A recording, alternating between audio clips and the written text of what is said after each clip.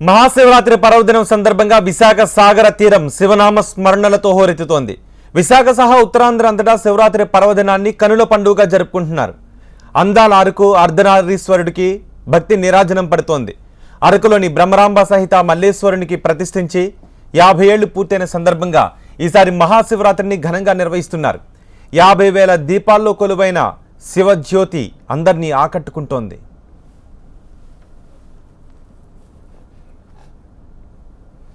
విశాఖలో శివరాత్రి వేడుకలపై మరింత సమాచారం మా ప్రతినిధి దేవి అందిస్తారు. అరహర మహాదేవ శంభో శంకర అంటూ భక్తులు చేస్తున్న నామస్మరణలతో విశాఖలో ఉన్న శివాలయాలన్నీ మారుమ్రోగుతున్నాయి. ఈరోజు శివరాత్రి పర్వదినాన్ని పురస్కరించుకుని విశాఖలో ఉన్న శివాలయాలకు భక్తులు వేకువజాము నుంచే క్యూ కడుతున్నారు. అయితే ప్రజెంట్ మనం శంకర్ మఠంలో ఉన్నటువంటి శ్రీ రామలింగేశ్వర స్వామి ఆలయంలో ఉన్నాం. అసలు ఈ రోజు శివరాత్రి విశిష్టత ఏంటి, ఈ రోజు జాగరణ చేయడం వల్ల ఎలాంటి ఫలితాలు లభిస్తాయనేది తెలియజేసేందుకు ప్రస్తుతం ఆలయానికి చెందిన ప్రధాన పూజారి మనతో ఉన్నారు. ఆర్నడి తెలుసుకుందాం. సార్ చెప్పండి, అంటే ఈ రోజు శివరాత్రి విశిష్టత ఏంటి, అలాగే ఈ రోజు జాగరణ చేయడం వల్ల ఎలాంటి ఫలితాలు లభిస్తాయి? శ్రీ గురుభ్యో నమః. తత్పురుషాయ విద్మహే మహాదేవాయ ధీమహి తన్నో రుద్ర ప్రచోదయాతు. ఈ రోజున మహాశివరాత్రి మహోత్సవాన్ని పురస్కరించుకొని స్వామివారి యొక్క విశేషమైనటువంటి అభిషేకాలన్నీ కూడా ఆరాధన చేసుకోవడం చాలా విశేషం ఫలితాన్ని కలిగింపజేస్తాయి. మహాశివరాత్రికి పర్వదినానికి ఎందుకంత ప్రత్యేకత అంటే శివుడికి చాలా ప్రీతి అయినటువంటి రోజు. ఎందుకంటే ఇదే రోజున స్వామివారు విష్ణుమూర్తి వారికి వరం ఇచ్చారు.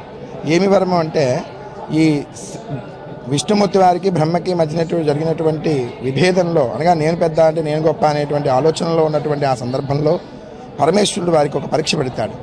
నా శివలింగం ఏదైతే ఉందో ఆ శివలింగాన్ని ఆది అంతాన్ని మీరు గ్రహించినట్లయితే ఎవరు గ్రహిస్తారో వారి అగ్రగాములు, వారు ఉత్తములు అని చెప్పేసి ఆ యొక్క పరీక్ష పెట్టడంతో విష్ణుమూర్తి వారు భూమిని తవ్వుకుంటూ అంతాన్ని తెలుసుకోవడానికి ప్రయత్నం చేస్తారు. అయితే బ్రహ్మ మాత్రం మొదలని శివలింగం మొదలని తెలుసుకోవడానికి ప్రయత్నం చేస్తారు. ఆయన బయలుదేరి ప్రయాణం చేస్తూ ఉండగా విష్ణుమూర్తి వారు ఎంత తవ్వినప్పటికీ కూడా, ఎంత భూమి అడుగుకు వెళ్ళినప్పటికీ కూడా శివలింగం యొక్క ఆద్యం ప్రారంభం దొరకదు. అయితే బ్రహ్మ మాత్రం పైకి వెళుతూ ఉండగా పైనుంచి ఒక మొగలి రేకు వస్తూ ఉంటుంది. ఆ మొగలి రేకు వస్తూ ఉండగా దాన్ని అడుగుతాడు, ఏమయ్యా మొగలి రేకు నువ్వు ఎక్కడి నుంచి వచ్చావు? శివ మొదల నుంచి, అనగా శివలింగం ఉపరి భాగం నుంచి నేను కిందకు వస్తున్నానని చెప్పిందట. అయితే నేను నిన్ను సాక్షిగా పెట్టుకుంటాను, ఎందుకంటే శివుడు నాకు పరీక్ష పెట్టాడు. ఆయన యొక్క ప్రారంభ సమయం అంటే శివలింగం యొక్క మొదలు నేను పదిగా చూశాననేటువంటి భావాన్ని శివుడి దగ్గర నేను చెప్తాను, దానికి సాక్ష్యంగా నేను తీసుకుని వెళ్తాను. కాబట్టి నీవు ఆ సాక్ష్యానికి బదులుగా చూశారండి వచ్చారని చెప్పమని చెప్పేసి ఆయనకి చెప్పారనమాట. ఆ యొక్క బ్రహ్మ మొగల్ రేకుకి. అంతా ఈ మొగల్ రేకు బ్రహ్మ ఎక్కడ దాన్ని విధిరాత్రి రాసేవాడు కాబట్టి తప్పనిసరిగా తన యొక్క మాటకి ఆయన చెప్పాడు. ఆ విధంగా చెప్పడంతో బ్రహ్మ పరమేశ్వరుడికి చెప్పగా అది అబద్ధం అని చెప్పి పరమేశ్వరుడు తెలుసుకుని ఆ బ్రహ్మ యొక్క 5వ బుర్ర అయినటువంటి, అనగా పంచముఖుడు బ్రహ్మ, చతుర్ముఖుడు అంటారు కానీ పంచముఖుడు, ఆ యొక్క 5వ ముఖాన్ని తెగించేస్తాడు ఆ యొక్క పరమేశ్వరుడు. అటువంటి సమయంలో ఆ యొక్క బ్రహ్మ చెప్పినటువంటి విషయానికి ఆయనకి పూజ లేకుండా అనర్హం చేయమని చెప్పేసి శాపం చేస్తాడు. విష్ణుమూర్తి వారు అబద్ధం చెప్పకుండా తన యొక్క అంత్యాన్ని తెలుసుకోలేను కాబట్టి ఆ విష్ణుమూర్తి వారికి పరమేశ్వరుడు వరం ఇస్తాడు, నాతో సమానమైనటువంటి అనుగ్రహాన్ని, ఆరాధనని, పూజల్ని కూడా నీవు సంక్రమించుకుంటావు అని చెప్పేసి ఆ యొక్క విష్ణుమూర్తి వారికి వరమిస్తారు.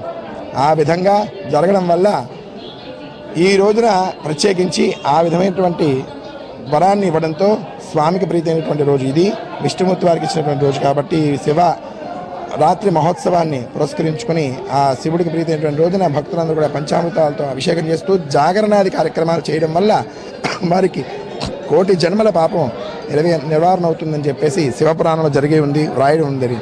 కాబట్టి భక్తులు శివరాత్రి రోజున ఆ స్వామి అనుగ్రహానికి పాత్రత మనం కోరుతూ ఉన్నాం. శివరాత్రి పర్వదినాన్ని పురస్కరించుకుని ఆలయంలో ఎలాంటి ప్రత్యేక కార్యక్రమాలు చేపట్టారు? ఓం నమ శివాయ. ఈరోజు మహారుద్రాభిషేకం సాయంత్రం రాత్రి 9 గంటల నుంచి ప్రారంభం అవుతుంది. అదేవిధంగా ఇక్కడ సాంస్కృతిక కార్యక్రమం, భరతనాట్య కార్యక్రమాలు, అవి కూడా వివిధ సాంస్కృతిక కార్యక్రమాలు కూడా ఈరోజు ఏర్పాటు చేయడం జరిగింది.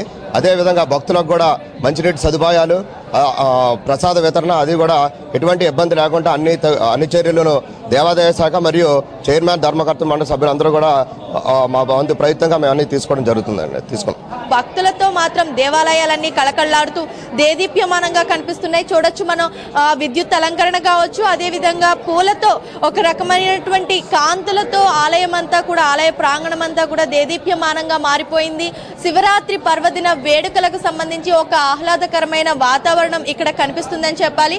సో ఈ విధంగా విశాఖలో ఉన్నటువంటి ఆలయాలన్నీ కూడా శివరాత్రి పర్వదినాన్ని పురస్కరించుకుని ఆ శివుణ్ణి ఒకసారి దర్శించుకోవడం వల్ల సర్వ పాపాలు తొలగుతాయన్న ఉద్దేశంతో విశాఖ వాసులంతా కూడా శివాలయాలకు క్యూ కడుతున్నారు. Over to